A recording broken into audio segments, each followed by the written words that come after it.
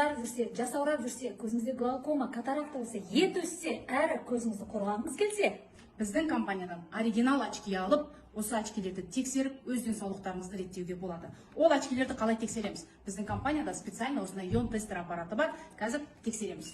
Міне, ауаның құрамында анион қанша екенін көреміз. Және қазір очкидің құрамында емдік графен бар ма, жоқ па тексереміз. Қараңыздар, ол ион тестер аппарат. Қанша көрсетіп тұр? 25-ті көрсетіп тұр. Енді өшіріп тастаймыз, қазір очкидің құрамын көрейік. Анион дегеніміз ауада бізде қазір көрдіңіздер 25%, ал тауға барған кезде тауда бір 40-50 ғана пайыз. Ал біздің қазір очкиіміз қанша?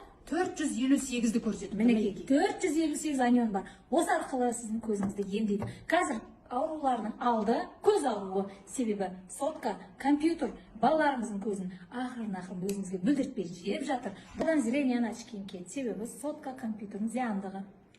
Заказ беріңіздер. Мінекей оригинал очки тек біздің компанияда.